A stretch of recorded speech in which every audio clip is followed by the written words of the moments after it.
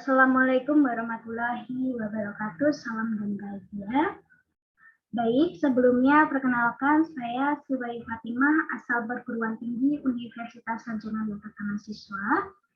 Saya dari kelas 2A dengan NIM 20010150626. Di sini saya berkesempatan untuk mempresentasikan hasil kerja saya tentang getaran, gelombang, dan bumi. Untuk saya sendiri, tanggal pelaksanaannya yaitu 2 Juni 2021 sampai dengan 8 Juni 2021.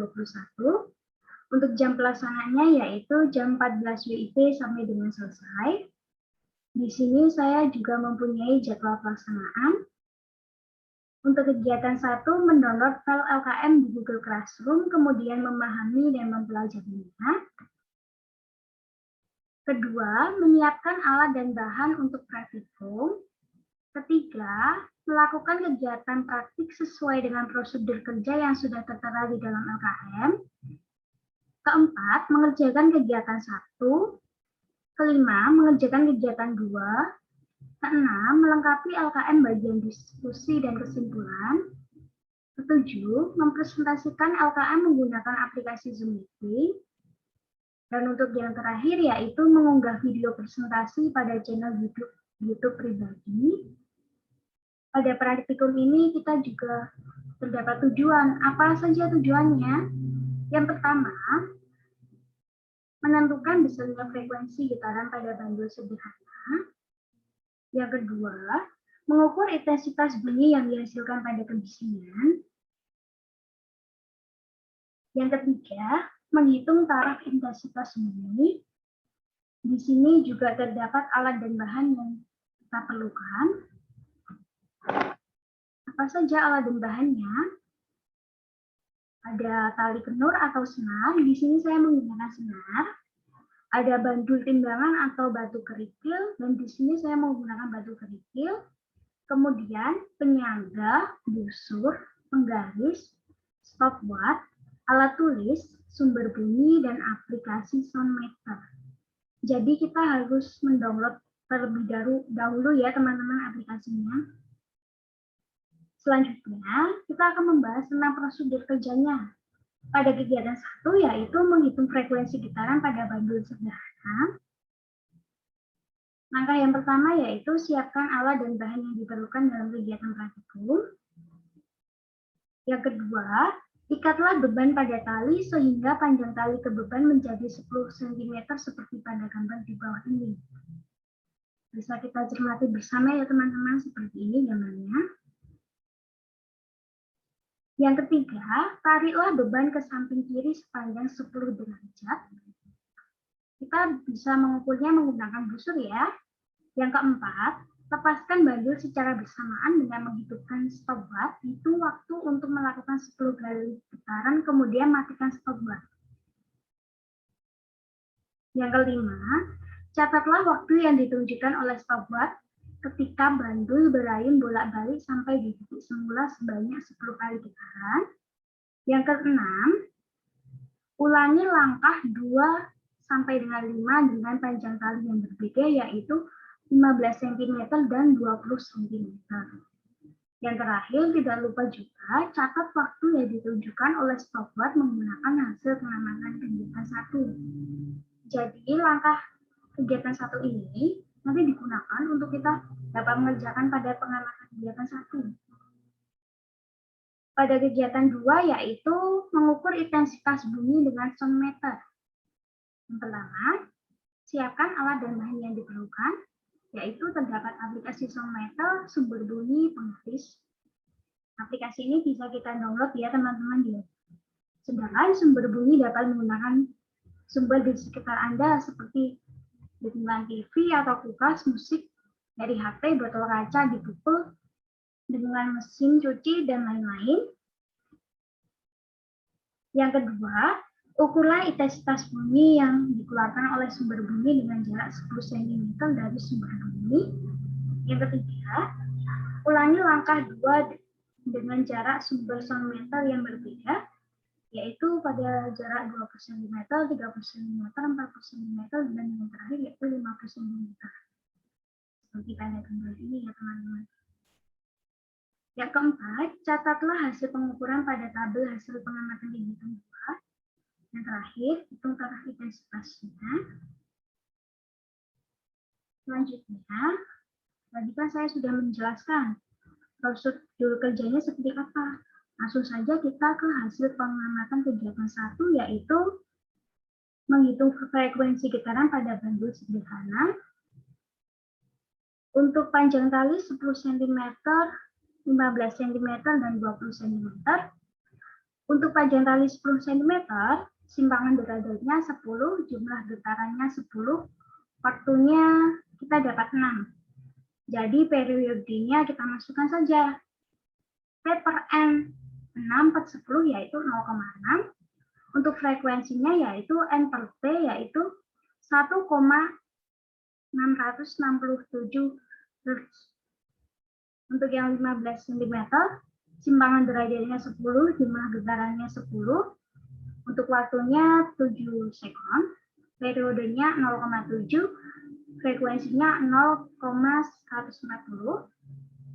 Untuk 20 cm-nya simpangannya 10, jumlah getaran 10, waktunya 9, periodenya 0,9, dan frekuensinya 1,111. Untuk hasil pengamatan kedua yaitu mengukur intensitas bunyi dengan sound meter ya teman-teman. Untuk jaraknya yang 10 cm, taraf intensitasnya yaitu 74,5. Intensitas bunyi yaitu 10 pangkat min 4,55.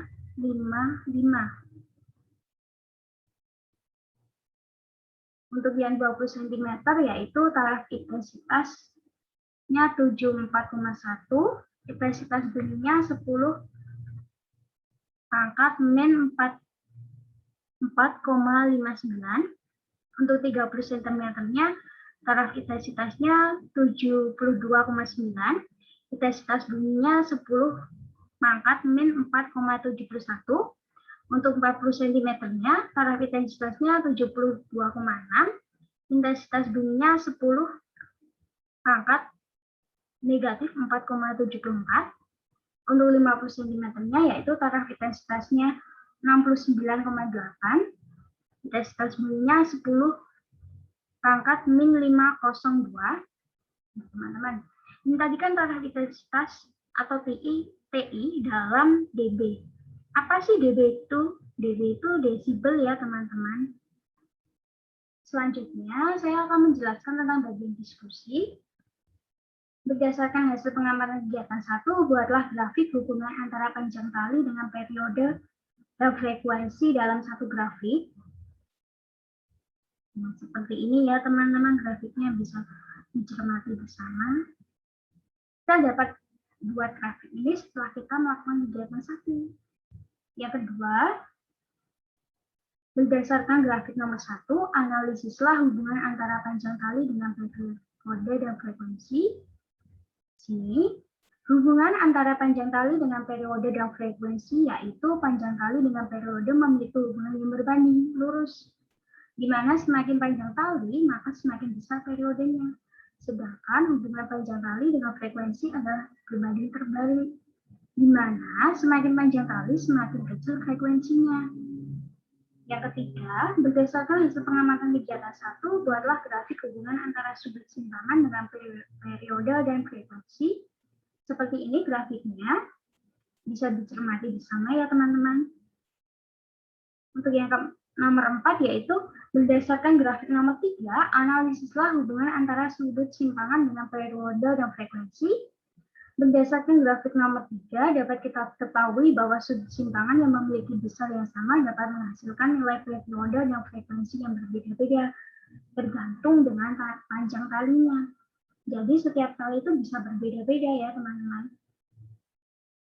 Untuk soal yang nomor 5 yaitu, bandul sederhana bermassa 200 gram digantung pada tali yang panjangnya 90 cm. Jika gaya gravitasi bumi adalah 10 meter per sekon, maka tentukan frekuensi dan periode bangun. Ketahui seperti ini ya teman-teman. Ini jawaban saya. Untuk yang nomor 6, berdasarkan hasil pengamatan kegiatan 2, buatlah grafik hubungan antara jarak sumber bunyi dengan intensitas bunyi. Gambar grafiknya seperti ini. Untuk yang ketujuh, berdasarkan grafik nomor 5, analisislah hubungan antara jarak sumber bunyi dengan intensitas bunyi. Hubungan antara jarak sumber bunyi dengan intensitas bunyi ialah berbanding terbalik, di mana semakin besar jarak sumber bunyi, maka nilai intensitas bunyi yang dihasilkan akan kecil. Begitu juga sebaliknya, apabila jarak semakin kecil, maka intensitas bunyi yang dihasilkan semakin besar. Untuk yang nomor 8, yaitu kegiatan 2 dapat mengenalkan Anda pada istilah noisy atau kebisingan. Jelaskan bagaimana sumber bunyi dapat dikategorikan sebagai noisy atau bising. Menurut saya yaitu sumber bunyi dapat dikategorikan sebagai noisy atau bising di mana bunyi tersebut tidak dikehendaki karena dinilai mengganggu atau timbul di luar kemauan orang yang bersangkutan. Maka bunyi tersebut dapat dinyatakan sebagai kebisingan. Kebisingan dinyatakan dalam suatu logaritma yaitu desibel atau dB. Ini tadi saya sudah menyinggungnya di atas. Melalui intensitas atau desibel dapat ditentukan apakah bunyi tersebut bising atau tidaknya. Untuk soal nomor 9, tuliskan sumber bunyi apa saja di lingkunganmu yang termasuk dalam kategori bising beserta besar intensitas bunyinya. Jelaskan pula bahaya kebisingan tersebut bagi manusia. Di sekeliling saya sih, saya kan hidup di desa, tapi modelnya seperti nggak jalan besar, tapi juga nggak jalan raya, tapi tetap ramai gitu loh. Di sini yaitu sumber bunyi di lingkungan saya yang termasuk dalam kategori bising yaitu suara dari knalpot motor yang sudah dimotif dengan tingkat kebisingan 90 desibel atau dB. Ini kebanyakan di lingkungan saya yang memakai anak-anak muda. Nah, perlu diingat ya, umumnya manusia memiliki ambang normal pendengaran berkisar 20 hingga 20.000 Hz atau batas maksimal sekitar 85 desibel.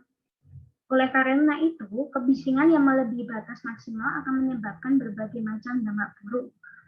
Berikut bahaya kebisingan bagi manusia, di antaranya yaitu gangguan psikologi dapat menimbulkan agresif dan defensif pada seseorang, gangguan tidur yang dapat menyebabkan berkurangnya fungsi kognitif, dan dapat menyebabkan efek psikologi bagi seseorang, mengakibatnya hilangnya memori otak.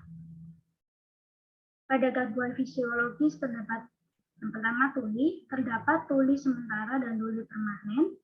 Tuli sementara menyebabkan tinnitus, yaitu tanda-tanda kerusakan pendengaran.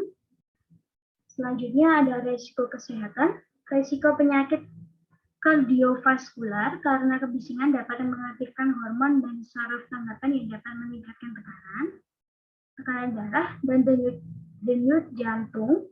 Kebisingan juga dapat meningkatkan resiko penyakit jantung dan stroke. Untuk yang soal terakhir yaitu terdapat soal ya teman-teman. Mesin jahit yang sedang bekerja memiliki intensitas bunyi sebesar 2 kali 10 di 9 watt per meter persegi. Jika intensitas ambang batasnya adalah 10 min 12 watt per meter persegi, sedangkan dalam UPN tersebut terdapat 15 mesin jahit, maka tentukan misalnya taraf intensitas bunyi jika seluruh mesin jahit bekerja secara bersama-sama. Jawaban saya seperti ini. Untuk hasil yang terakhirnya, kita mendapatkan taraf intensitasnya yaitu 60 desibel. Yang terakhir yaitu kesimpulan. Berdasarkan seluruh kegiatan yang telah saya lakukan, dapat saya tarik kesimpulan yaitu dengan menggunakan alat-alat serta bahan yang tergolong mudah untuk didapatkan di sekitar kita, kita dapat menentukan frekuensi dan periode. Tidak hanya itu, kita dapat mengetahui hubungan antara panjang tali dengan periode dan frekuensi, yaitu panjang tali dengan periode memiliki hubungan yang berbanding lurus dan hubungan panjang tali dengan frekuensi yang berbanding terbalik. Selain itu, kita juga dengan menggunakan sumber bunyi di sekitar kita dapat menentukan arah intensitas serta intensitas bunyi yang dihasilkan. Jadi menurut saya sih, praktik ini sangat bermanfaat. Dimulainya dari alat dan bahan yang mudah kita tentukan ya teman-teman. Baik, itu tadi presentasi dari saya. Mohon maaf apabila ada kesalahan yang tidak disengaja. Sekian dan terima kasih. Wassalamualaikum warahmatullahi wabarakatuh.